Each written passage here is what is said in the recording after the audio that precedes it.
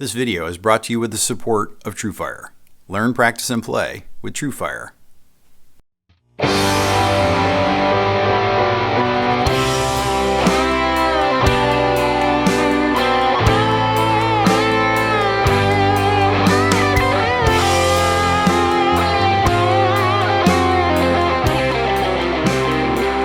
Hi, this is Keith Williams. Welcome to 5-Watt World, where it's to help you get the most music from the least gear. We can talk about players that use one style of guitar throughout their career, but no one exemplifies the one guitar life like Sir Dr. Brian Harold May. Playing not just a single instrument, but one that he and his father built at home.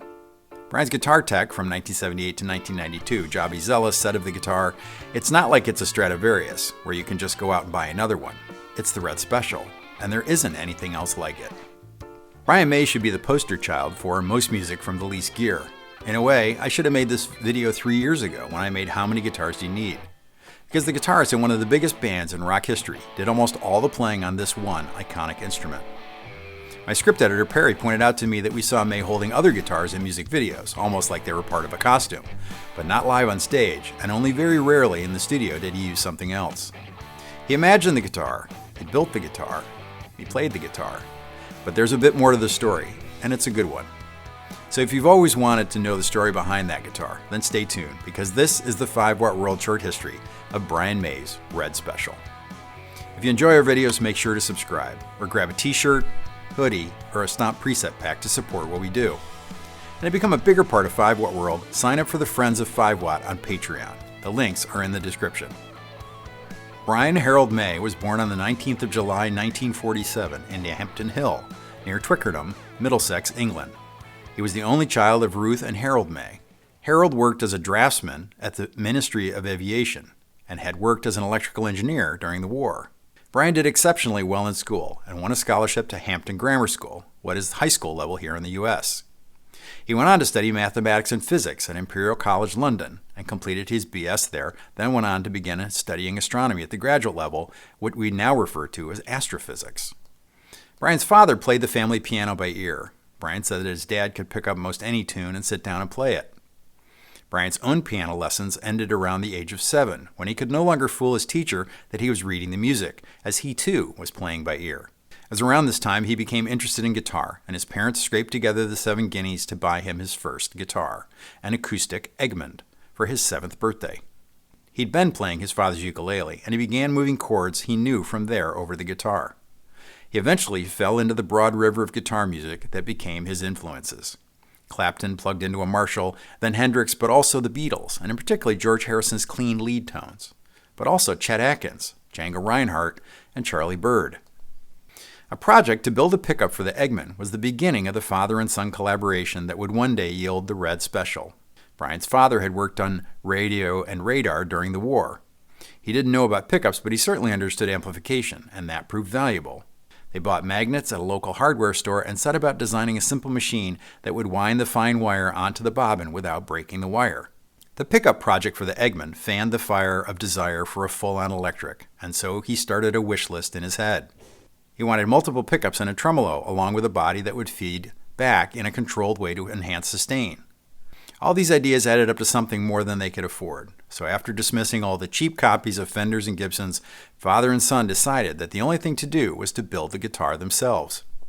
It was a long process of trial and error, and May said that it was a deep learning experience because it included learning to forgive yourself if you made a mistake and had to find a way around it.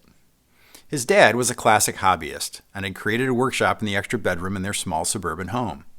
As such, he held on to bits and pieces of wood on the chance that they'd be needed. In the end, most of the parts for the guitar were there in a corner of the workshop. The center of the body was made with a piece of old oak table, and the wood was so dense that it blunted the chisels and left the father and son team with blisters on their hands. May's many years with and his love for his Egmont acoustic figured into many aspects of what he'd want in the Red Special, and it's also what started him doing some guitar projects along with the problem solving that would be essential during the build of the Special. For example, the Egmont lacked a dot marker at the 7th fret, so he decided he'd make and install one himself. He attached a button from a box of spares his mother kept to the end of a steel rod, then filed and sanded it to the size. This technique would set the stage for making all the markers for the Special. When designing the body, he started with the general shape of the Eggman and added cutaways that appealed to him. The double cutaway was to allow him to get to the top of the fingerboard.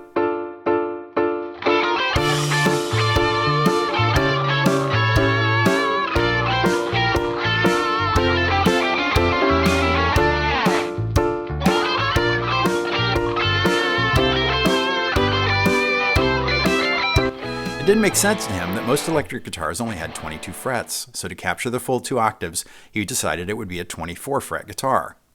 To make it easier to form larger chord shapes, he settled on a slightly shorter scale length of 24 inches.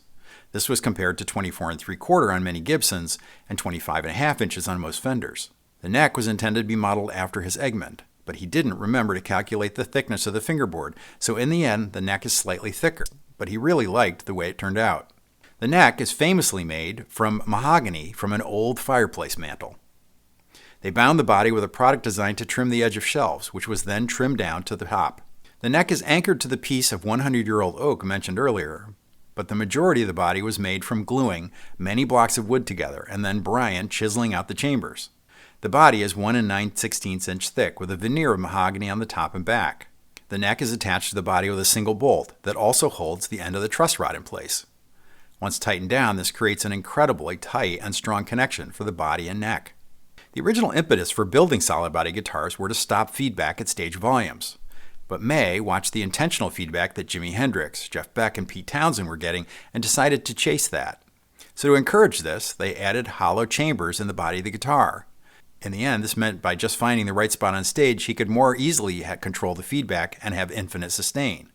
He originally intended the guitar to have an F-hole, but as it functioned well without it, and because once you cut it you can't uncut it, he never added it. He then bought veneers of mahogany, something readily available for use in furniture, and used it for the top and back. Brian always wanted the Red Special to be mostly a natural mahogany finish with just a little red color to highlight the grain. The finish was Ruston's plastic coating, and they brushed on and then sanded down with progressively fine sandpapers between coats leading up to the polishing compound at the end. The finish held up amazingly well and was only restored by Greg Fryer in 1998. May wanted ebony for the fingerboard, but they couldn't afford it, so the fingerboard is made of another piece of very old oak, to which he applied many coats of the same Ruston finish as used on the body, but in black. The Eggman had a flat fingerboard, as many inexpensive acoustics did, but Brian wanted to get the radius just right to go along with the neck shape he'd created. The fingerboard radius is 7 1/4 inches, like an old Fender. The radius was done by hand using a template he made for consistency, and it was shaped with endless amounts of sandpaper. If after setting the template on the neck he could see light coming through, he knew he had to keep sanding. He bought fret wire at a local shop, but it was taller than he wanted, so he filed each fret down to the height and shape he wanted by hand. Like the fingerboard template, he made a metal jig to bend each fret before it was installed in the neck. Amazingly, the Special has never been refretted. Only the 0 fret, a spare of which he made at the time the guitar was built, has been changed out. The nut has cut slots to run the strings through, but due to having a 0 fret, the strings do not need to sit down in the bottom of the groove, eliminating another possible friction point for the tremolo system. The headstock shape was of course designed so that the strings could run very straight to the tuners, again, to help with tuning stability. The tuners were one of the few aftermarket parts on the guitar, and they bought them at the same shop where they bought their fret wire. The tuners have been replaced many times over the years, and the guitar currently wears a set of locking Shaler M6 machines with small pearloid buttons. Brian has always used light strings, and in the early days of the band, the gauges were 8, 10, 11, 22, 30, and 34. He doesn't like the sound of brand new strings, so he has his tech change the strings out one at a time, so as to not change the sound of the entire guitar at once. He currently uses a signature string set from Optima, the Optima Gold 2028M. The strings have a steel core plated with 24 karat gold. The gauges are slightly heavier now, running from 9 to 42. Brian famously uses a 6-pence coin as a pick.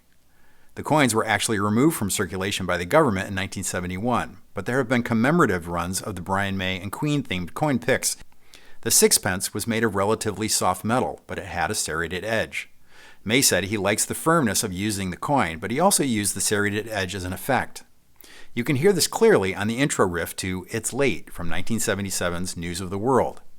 Another and very different example of the serration is on the main riff of Keep Yourself Alive, where it provides a percussive attack aided by some tape machine phase shifting, of course. Brian glued a Brian May Medusa commemorative sixpence to the headstock, a Brit special, at some point along the way. I reached out to TrueFire to be my sponsor because I've used them for years. With over 2 million users worldwide, whether you're a beginner, intermediate, or advanced level player, TrueFire has lessons to enhance and inspire your playing. Get 35% off courses using the promo code 5watt35. Or like I do, sign up for the All Access Pass to use the entire TrueFire catalog. I really like TrueFire, and I think if you give them a shot, you'll like them too. Sign up now to start your journey to being a better guitarist. I'd like to thank TrueFire for their support in making this video. A big focus for the father-son team was the design of the tremolo system. There were no quality aftermarket tremolos available that did what he imagined. Looking at the design of the Fender Stratocaster tremolo, for example, Brian realized that they were really just bridges where the mounting screws were loose. He realized that they were subject to friction at so many points along the string that there were lots of reasons that it didn't stay in tune after use. To minimize this, they came up with a bridge piece rocking on a knife edge. To this, they added a bridge that was filed out of a piece of solid aluminum. Set into the bridge were tiny rollers, all handmade, that would allow the string to move freely. The rollers weren't held in place by any mechanism, because to do so would add a point of friction. So if May broke a string during a show, the bridge roller would likely be lost. He also had to be very careful when changing strings, or one of the tiny rollers could go missing. So he had to make and carry spares, eventually finding someone that can make them for him. Because he always rests his palm on the bridge when he plays, having the rollers be free-floating was critical to his sound. The tension in the bridge was provided by adjustable springs. The tension on the springs is adjustable through 2 small holes on either side of the bottom strap button. A motorcycle guy like me was delighted to learn that they used valve springs from a Norton motorcycle, a classic British brand. The innovation continued with the wiring. The guitar that probably comes to mind when you see the 3 pickups is a Stratocaster. But a Strat didn't have a 5-way switch until 1977. In the 60s, it was simply a 3-way switch, on or off for each of the 3 pickups. May wanted much more, so he created switching that allowed for any combination of the 3 pickups to be on or off, and in or out of phase. After all those switches, there's a single master volume and tone control. The control knobs were at first just cheap radio knobs, but he later made a set of custom knobs with knurling and an index marker. The pots were out over time, so they've been replaced many times. The set of 3 pickups they made at first were nearly identical to the ones they'd made for the Egmont. Unfortunately, the homemade pickups made an unusual sound as he bent the first string up that could not be isolated and fixed. So Brian resorted to heading down to Burns Guitars on Tottenham Court Road. The only pickups they sold were the Trisonics. They cost 3 guineas, or £3 and 3 shillings, each, and he bought 3 of them. The Trisonics have bar magnets, and this solved the volume fade they were getting during bending. Initially, the pickups were quite microphonic, so May took them apart and filled them with Aerodite, a type of epoxy. This did the trick. The pickups were screwed directly to the body. The Burns pickups were not quite as bright as his homemade set, but having slightly darker pickups with his eventual rig of a treble booster into an AC30 was a match made in heaven.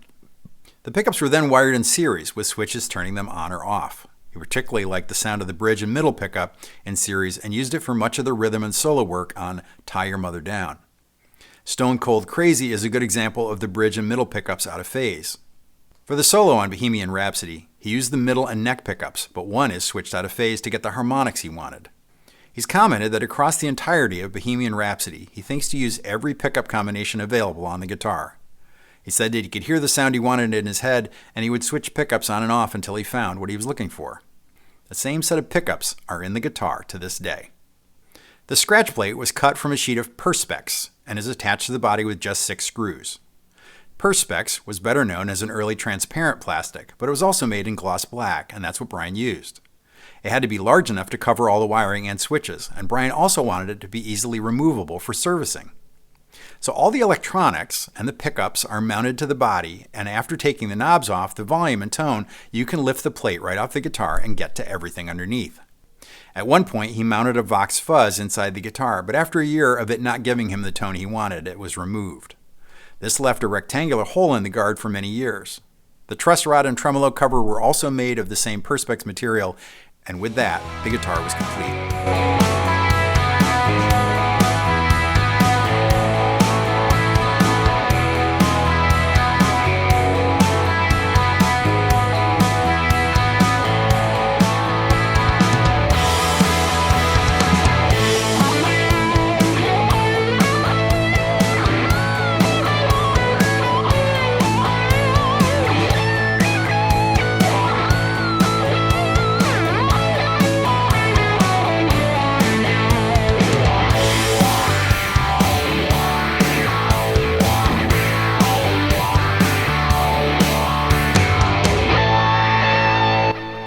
years of the guitar build crossed into his time at the university, and once the Red Special was complete, he began playing gigs with his first band, which was named 1984 after the George Orwell novel.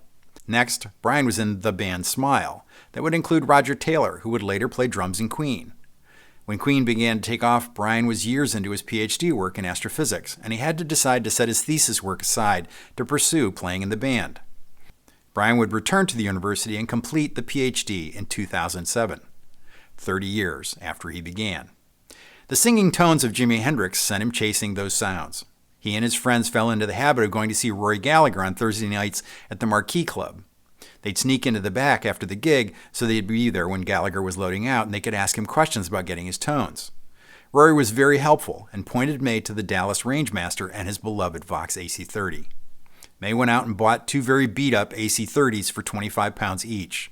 A lot of money at the time. Plugged in the Red Special, and there was the Brian May sound we all know and love. Once the band took off, it was clear that Brian should have at least one backup guitar. So in the 70s, British luthier John Birch was commissioned to build a copy of the Red Special as a live backup instrument.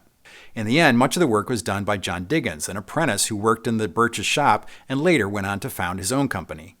Both men feature prominently in the history of guitars built for Black Sabbath's Tony Iommi. See that video for more details about Birch and Diggins. The guitar was never a close copy of the Special, having a few too many Gibson-like influences. For example, the headstock angle was much steeper, and that made the guitar almost impossible to keep in tune. According to his guitar tech in the 70s, Joby Zealous, Brian never really liked the guitar, and at a show in the Meadowlands in New Jersey in '82, after breaking a string on the Birch guitar, he threw it off the back of the stage in frustration. The guitar was broken, but the pieces were kept, and it would eventually be put back together. In 1998, Brian connected with Australian luthier Greg Fryer. Fryer had written him a letter saying that it would be an absolute honor to be able to build Brian a proper copy of the Red Special. After flying to England to go over the Red Special, he returned 18 months later with 3 copies of the Special that really impressed Brian. Thrilled with the copies, Brian enlisted Fryer to go through the Red Special and do some repairs on the guitar there in England.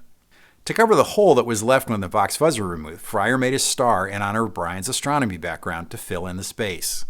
He also fabricated and replaced the original pickup surrounds, which were badly worn, and while he had it apart, he added copper foil to the back of the guard to help cut noise and interference. They took the Trisonic pickups apart, and the brass covers, which had become dented in over the years of hard use with a sixpence for a pick, had to be bent back into shape. In addition, the pickups were soaked in paraffin to further reduce microphonics. He replaced the 5th fret dot with a new one that Fryer made in the same way that Brian had made the originals. In particular, the binding needed some repairs, being held in some places with adhesive tape. In 2003, after Andrew Guyton had done some repair work on the Red Special, Brian's guitar tech and assistant Pete Malandrone approached Guyton about building some exact replicas of the Red Special. Guyton agreed and spent 2 days taking measurements and examining the guitar. In addition, Malandrone arranged to have the guitar x-rayed at St. Bart's Hospital in London. The x-rays show much of what could not be learned from general examination of the guitar. The size of the cavities inside, the way the block board was attached to the oak center block, and the specifics of the tremolo mounting. They agreed to make a limited run of 50 guitars, 40 in red and 10 in green, because Andrew Guyton had seen the Guild BM guitars in green and loved the way they looked. Guyton has continued to work with Brian on custom instruments and on the design of the current Brian May Guitar Company guitars. One of the more interesting projects was an archtop guitar with the addition of piezo pickups in the bridge, shaped like the Special that Brian uses to play acoustic numbers live. You can see many of the special customs that Guyton has built for Brian on the Guyton website. When it came time to make the movie Bohemian Rhapsody, Guyton built 2 replicas, one of the guitar as it appeared in the 70s, and another in the state it was in by 1985 for the Live Aid concert. There wasn't time to create working guitars, but the props had a level of detail that only someone with Guyton's level of knowledge of the guitar's history could have produced. Interestingly, May never patented anything about the original build, not the shape, nor the uniquely designed parts that he and his father had brought into being. He said that the patent process was both cumbersome and expensive. So not surprisingly, over the years, many versions of the Red Special have been produced by various companies and custom builders, though many were in cooperation with Brian. The first were built by Grieco in the late 70s, the Japanese-built BM 900. Grieco sent Brian a guitar in '77, and he actually used it on a Top of the Pops filming date. Of course, Top of the Pops, like most TV of the time, had the band miming their tunes to a recording. We weren't really hearing the Grieco. Grieco wanted to work with him to produce a model, but Brian is supposed to have never responded. In '77, Grieco produced the BM900, and in '83 they produced the BM80 and BM90 guitars. These earliest copies are thought to be very good and are very collectible today.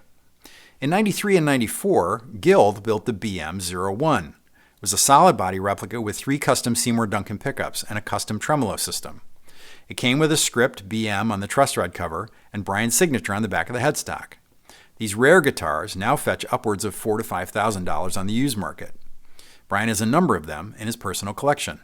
In the early 2000s, the Burns Guitar Company of England worked with Brian to reissue a guitar modeled on the Red Special with a number of finishes. With a 24-inch scale length and, of course, the Burns Trisonic pickups, the guitars were played during the performances of the Queen musical that ran for a dozen years in London. This project eventually led to the formation of the Brian May Guitar Company. Brian May Guitars has been building replicas of the Red Special at various price points since 2004. The design has been modified slightly to make them both more affordable, but also to take advantage of quality parts that just weren't available at the time. For example, they have a set neck and a Motter Wilkinson tremolo. The guitar design had input from both Greg Fryer and Andrew Guyton. From 2007 to 2015, RS Custom Guitars in Nashville built handmade replicas of the Red Special that are very respected. I had a chance to speak to Everett Wood, who headed up the builds, and he was a wealth of information about the history of the guitar. Brian May was knighted by King Charles on March 14, 2023, making it clear how his home country feels about his creative force in British music and for his work with charity.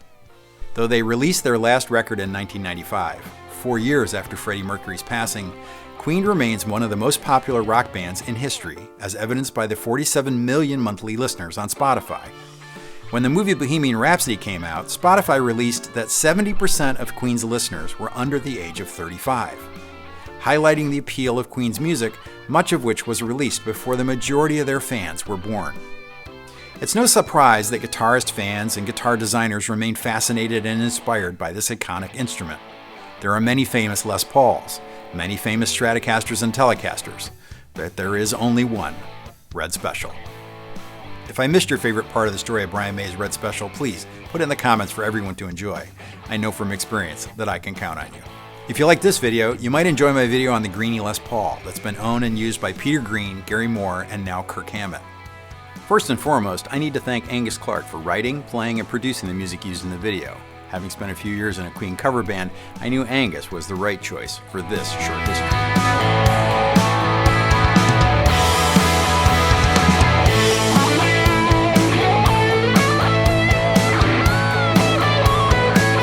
Check out Angus's courses on TrueFire to learn from his vast experience. I need to thank my script editor, Perry McManus, for his long interest in making this particular video. Perry is one of those fans not old enough to remember the release of Night at the Opera, but is deep enough to love it. This video would not have been possible without the book Brian May's Red Special, written by Brian May and Simon Bradley.